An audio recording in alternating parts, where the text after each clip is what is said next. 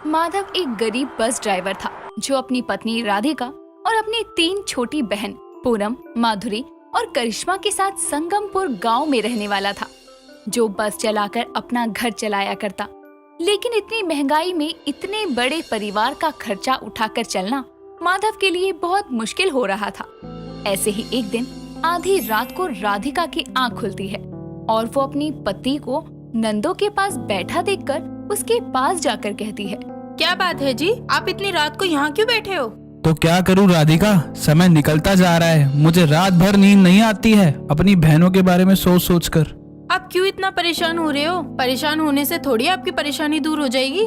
परेशान न हूं तो क्या करूं, मेरी तीनों बहनें शादी के लायक हो गई हैं और मैं पैसों की वजह से उनकी शादी नहीं कर पा रहा हूं। देखिए, आप चिंता मत कीजिए, जब इन तीनों की शादी होनी होगी सही समय पे हो जाएगी। आपको दुखी होने की जरूरत नहीं है। इनकी शादी तो मेरी वजह से अटकी हुई है ना। अगर मैं एक गरीब बस ड्राइवर नहीं होता, पढ़ा लिखा होता, कहीं अच्छी नौकरी कर रहा होता तो सेठानी की शर्त को आसानी से पूरा कर सकता था और अपनी बहनों की शादी में धूमधाम से कर पाता।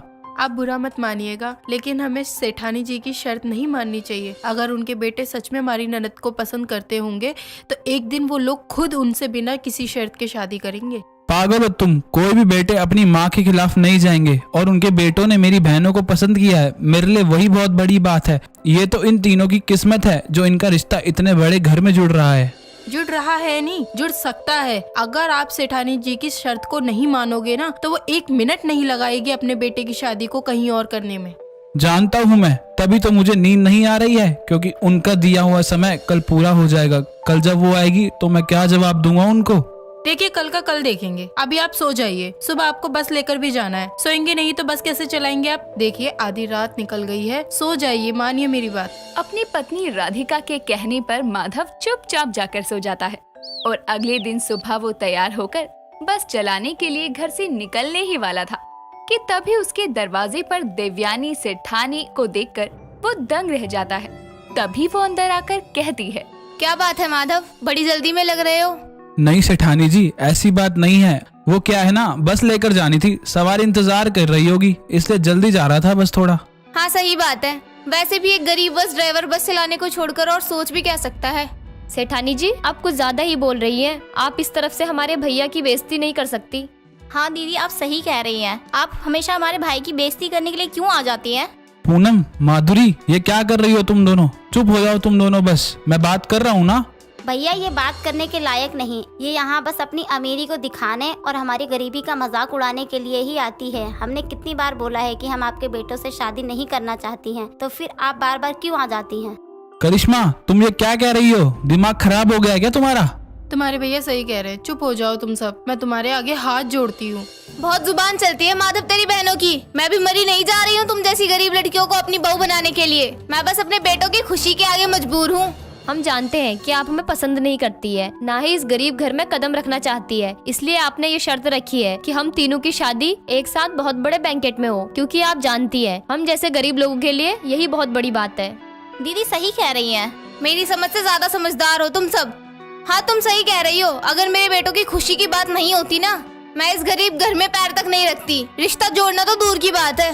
देवयानी और माधव की तीनों बहनें आपस में बहस कर रही थी कि तभी माधव अपनी बहनों को गुस्सा करके कमरे में भेज देता है और देवयानी से कहता है, देखिए सेठानी जी, मैं अपनी बहनों की तरफ से आपसे माफी मांगता हूँ और आपसे वादा करता हूँ जल्दी ही पैसों का इंतजाम कर लूंगा। पैसों का इंतजाम कर लो, वही अच्छा है, क्योंकि अब मैं तुम्हें और समय नहीं दूंगी। तुम्हारे पास बस यही साल है, पैसे जमा कर पाए तो ठीक है, वरना अपनी बहनों के लिए रिश्ता ढूंढ लेना। देवयानी इतना कहकर वहाँ से चली जाती है और माधव बस चलाने के लिए निकल जाता है। ऐसे ही कुछ समय बीतता है और समय के साथ साथ माधव की बेचैनी बढ़ती जाती है। तभी एक दिन शाम के समय वो बस चलाकर अपने घर लौटता है और देखता है कि पड़ोस की काकी उसके घर आकर उसकी पत्नी राधिका को सुना रही है। बहू, मुझे नहीं लगता माधव अपनी बहन के हाथ पीले कर पाएगा, या हम जैसे गरीब लोगों के लिए एक लड़की की शादी करना पहाड़ से कम नहीं होता, पर माधव के सर पे तो 3 है। कोई बात नहीं काकी, सब हो जाएगा। क्या होगा बहू, गांव में तेरी नंदों की उम्र की सभी लड़कियों की शादी हो गई है, सिवाय तेरी नंदों की। ज्यादा उम्र हो गई तो कोई शादी भी नहीं करेगा, और माधव भी क्या करे, वो एक बस ड्राइवर ही है। ना काकी, अगर आप मुझे मेरी नंदों की शादी को लेके ताना मारने आई हैं, तो आप जा सकती हैं यहाँ से। हाँ जा रही हूँ, आजकल का तो जमाना किसी को समझाने वाला है ही नहीं। बुढ़िया काकी इतना कहकर वहां से चली जाती है और उसकी बातें माधव को और परेशान कर देती है। ऐसे ही कुछ समय बीतता है। तभी एक रोज शाम के समय माधव अपनी बस की आखिरी सवारी उतारकर बस लेकर अपने घर की तरफ लौटते हुए अपने मन में कहता है, भगवान आप तो सबकी मदद करते हैं ना, मेरी भी मदद करिए वरना मेरी बहनों की जिंदगी खराब हो जाएगी। मैं एक बस ड्राइवर इतने पैसे कहाँ से लाऊंगा ताकि अपनी बहनों की शादी कर सकूं। माधव अपने मन में इतना कहकर बस चलाते हुए आगे बढ़ ही रहा था कि तभी उसकी नजर सड़क पर खून से लथपथ एक बेहोश आदमी पर जाती है। तभी वो जोर से ब्रेक मारकर बस रोकता है और उस आदमी को जल्दी से बस में बिठाकर हॉस्पिटल ले जाता है। कुछ समय बाद उसे होश आता है और वो माधव को कहता है, मैं आपको धन्यवाद कैसे करूं? आपने मेरी जान बचाकर मुझ पे बहुत बड़ा उपकार किया है। जी एहसान कैसा, मेरी जगह कोई भी होता तो वह वही करता जो मैंने किया। नहीं दोस्त, सब आपकी तरह नहीं होते। मैंने बेहोश होने से पहले बहुत लोगों से मदद मांगी लेकिन किसी ने मेरी मदद नहीं करी। आप बहुत अच्छे इंसान हैं। हम गरीब लोगों के पास इंसानियत के सिवा और कुछ नहीं है। तुम ऐसा क्यों बोल रहे हो दोस्त? लगता है तुम किसी बात को लेकर बहुत चिंतित हो। अगर तुम मुझे बताना चाहो तो बता सकते हो। अगर मैं तुम्हारी कुछ मदद कर पाऊँ तो मुझे खुशी होगी। आदमी के बार बार पूछने पर माधव उसे सारी परेशानी बताता है, जिसे सुनने के बाद वो आदमी माधव से कहता है, मैं जहाँ बेहोश हुआ था ना, क्या तुम्हें वहाँ कुछ मिला था? हाँ भाई, तुम्हारे पास एक बैग था, मैंने उसे बस में संभाल कर रख दिया था। रुको अभी ला कर देता हूँ। माधव इतना कहकर अपनी बस के पास जाता है और थोड़ी देर बाद बैग लाकर उस आदमी को देने लगता है और जिसके बाद वो आदमी बैग दोबारा माधव को देते हुए कहता है, दोस्त ये बैग तुम्हारी किस्मत में था, इसलिए जो लोग मुझे मारने आए थे वो ये बैग नहीं ले पाए। इस बैग में इतने पैसे हैं कि तुम्हारी सारी चिंता दूर हो जाएगी। शायद इसलिए भगवान ने मुझे तुमसे मिलवाया था। मैं तुम्हें बता नहीं सकता हूँ दोस्त कि तुमने मेरी कितनी बड़ी मदद की है। अब तुम जाओ, तुम्हारे परिवार वाले तुम्हारा इंतजार करे होंगे। बहुत बहुत धन्यवाद दोस्त। माधव इतना कहकर उन पैसों को लेकर खुशी खुशी अपने गांव लौटता है और सेठानी के पास जाकर शादी की तारीख तय करता है और अपनी बहनों की शादी की तैयारी में लगता है।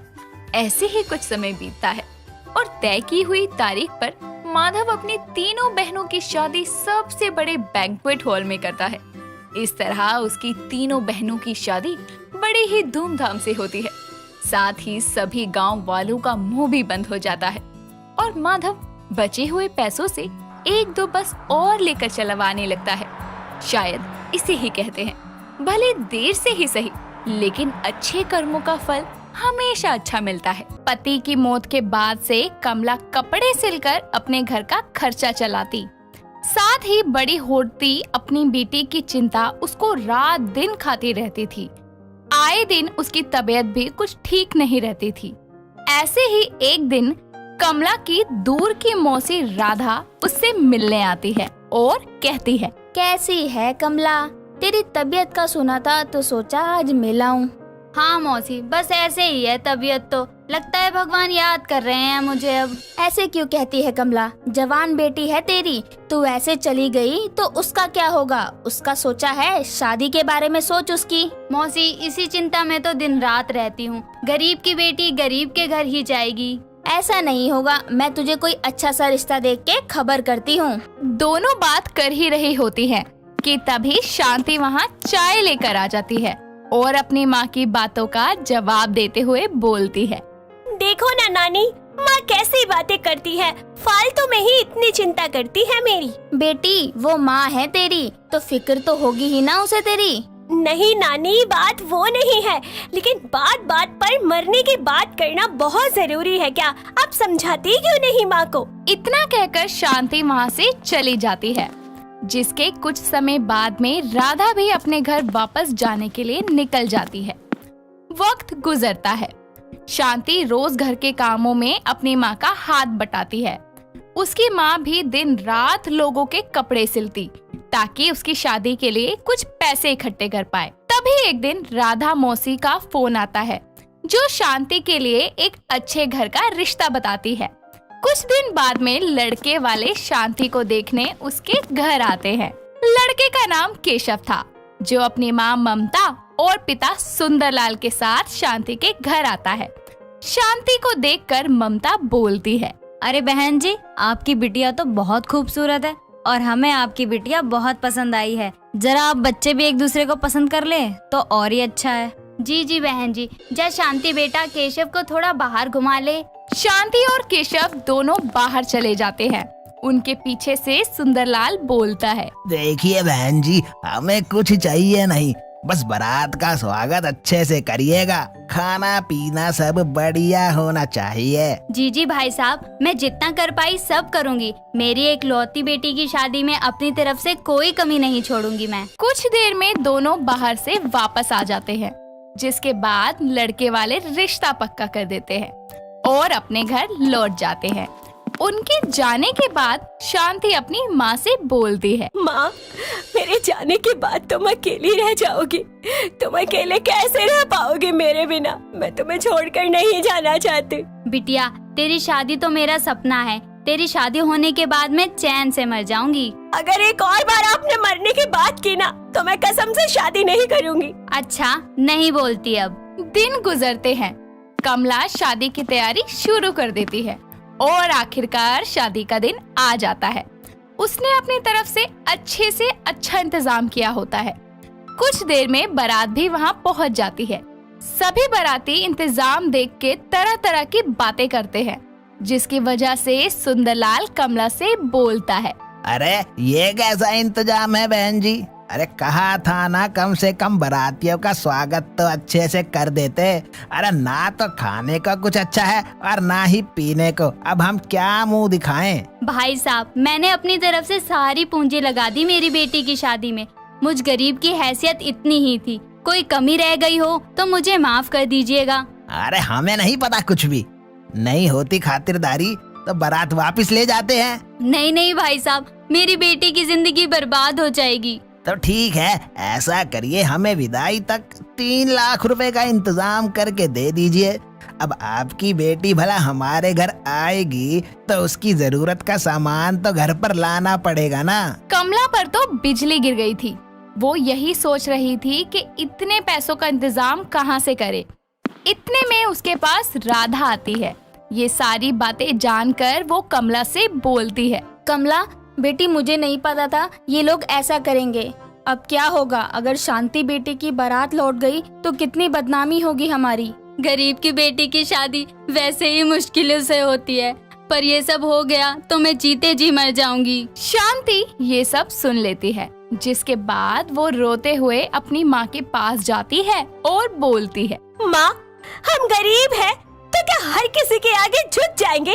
आप पैसे नहीं दोगी उनको और चलो मेरे साथ। बाहर जाकर उन लोगों को उनकी गलती का एहसास दिलवाना है। बेटी ऐसा मत कर, ये शादी टूट गई तो कभी तेरी शादी नहीं हो पाएगी। नहीं होती तो ना हो, लेकिन इस गलत को मैं बढ़ावा नहीं देने दूंगी। शांति अपनी माँ को लेकर बाहर आती है और सबके सामने हाथ जोड़कर बोलती है, मैं यहाँ मौजूद आप सभी लोगों से माफी मांगना चाहती हूँ, मगर माफ कीजिएगा, यहाँ कोई शादी नहीं होगी अब। शांति की ये बात सुनकर वहाँ के सभी लोग हैरान हो जाते हैं। केशव और उसके घर वाले भी हैरान होते हैं, जिसके बाद सुंदरलाल बोलता है, अरे ये क्या बदतमीजी है? हमारे बारातियों का इतना अनादर। कैसी लड़की है आपकी कमला जी? सबके सामने हमारी बेइज्जती कर रही है। माफ कीजिए अंकल जी, लेकिन आपकी मांगे हम पूरी नहीं कर सकते। हमारे पास इतना पैसा नहीं है जो आपको दे दे। आप खुद से ये शादी तोड़ देते, उससे पहले मैं ही मना कर देती हूँ इस शादी के लिए। अरे तो पैसे तो हमने तुम्हारे लिए ही मांगे थे ना, ताकि तुमको सारी सुख सुविधा मिल सके ससुराल में। मैं एक गरीब की बेटी हूँ। मेरे पास जितना है मैंने उतने में गुजारा करना सीखा है। मुझे कोई सुख सुविधा नहीं चाहिए। तो बोलो, क्या अभी भी आप अपने बेटे की शादी करवाएंगे मुझसे? अरे तो कौन सा ज्यादा पैसे मांगे थे आपसे? अगर आप गरीब हो तो अपनी हैसियत के हिसाब से शादी करवाना था ना। अपनी बेटी की शादी को टूटता देखकर कमला की तबीयत खराब होने लगी और वो चक्कर खा के नीचे गिर जाती है। शांति अपनी माँ को संभालते हुए उसे अपनी गोद में लिटाती है और रोने लगती है। तभी ये सारा तमाशा देखकर केशव कहता है, माँ, पिताजी, आप लोगों ने तो मुझे एक सामान समझ लिया, क्यों, है ना? अरे ये क्या कह रहे हो केशव? सही कह रहा हूँ, शादी नहीं सौदा कर रहे थे आप मेरा। अरे शांति एक अच्छी लड़की है, जिसने अपनी माँ को आज तक संभाला और उनकी सेवा की, उसके जैसी लड़की हमारे घर को कितना अच्छे से संभाल सकती है। लेकिन आप लोगों को उसकी नहीं, पैसों की जरूरत है। पर बेटा हमारी हैसियत के अनुसार ही तो मांगे। हैसियत हमारी भी कोई ज्यादा अच्छी नहीं है, पर एक गरीब की मजबूरी का फायदा उठाना और उनको मजबूर करना, ये तो नहीं थे आपके संस्कार। केशव की ये बातें सुनकर उसके माँ बाप शर्म से अपने सरों को झुका लेते हैं। वहीं दूसरी ओर नीचे लेटी हुई कमला की आंखों में आंसू आ जाते हैं और वो अपनी बेटी से बोलती है, बेटी जा और केशव से शादी कर ले, कहीं मेरी आंखें देख नहीं पाई तो मुझे शांति नहीं मिलेगी। माँ, ऐसा मत कहो, तुम्हें कुछ नहीं होगा। कमला की इस हालत को देखते हुए केशव शांति का हाथ पकड़ के उसको मंडप में ले आता है, जिसके बाद दोनों की शादी हो जाती है और फिर दोनों कमला के पास आते हैं और आशीर्वाद लेते हैं। केशव उसको देखते हुए कहता है, माँ आप चिंता मत करना, मैं शांति का खुद से भी ज्यादा ध्यान रखूंगा। बेटा, मेरी बेटी ने बड़ी गरीबी देखी है, आज मुझे खुशी है कि वो एक अच्छे और भले घर में जा रही है। केशव के माता पिता भी इसके बाद कमला से माफी मांगते हैं। शांति और राधा मिलकर कमला को उठाते हैं और वो अपनी बेटी दामाद को खुशी खुशी आशीर्वाद देती है, अपनी बेटी की विदाई भी करवा देती है। शांति खुशी खुशी अपने ससुराल में रहने लगती है।